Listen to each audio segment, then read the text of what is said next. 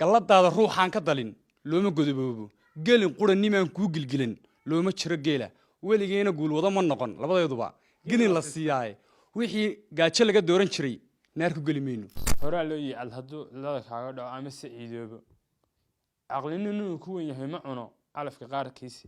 isagoo marka horeba naga iibsami waayey oo aan dadkii ka dhaadhicin kari weyne madaxweyne Muuse Bixi mar labaad codeeya oo qof walba nala yaabay maanta halkan waxaan u soo istaagnay oo shirkeygana u daaran yahay inaanu ka hadalno qodobadii iyo go'aankii ka soo baxay odayaasha habar jeclo aanu sidiisa u qaadano maadaama aanu nahay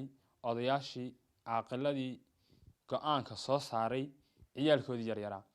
sidoo kale waxaan arkayay dad meelaha ka leh odayaashana waa koofiyad baclayaal oo ma raacsana caruurta iyo dhalinyaradu midna maadaama annagu aan dhalinyaradii nahay weliba media ugu jirtay maanta waxaanu cadaynaynaa ku dhawaaqaynaa bayaaminaynaa go'aanka ay qaateen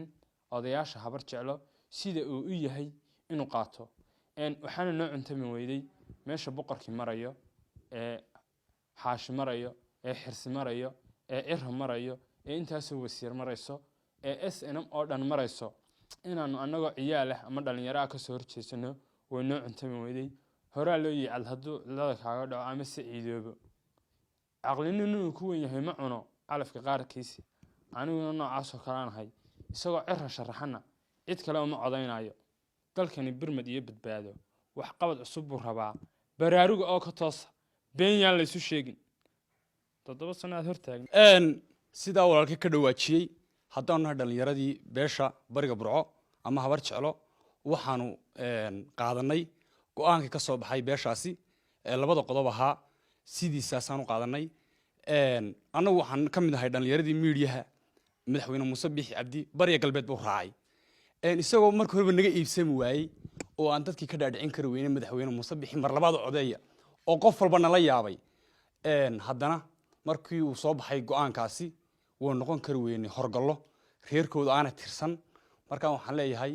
boqorayaal iyo caaqilo iyo suldaano halkii aan noo jahaysaan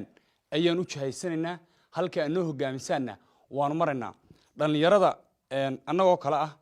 meelaha kala filqsanna waxaan leeyahay inagu dadka lama mid yihiin waxaan leenahay suldaano caaqilo boqorro aynu uga dambayno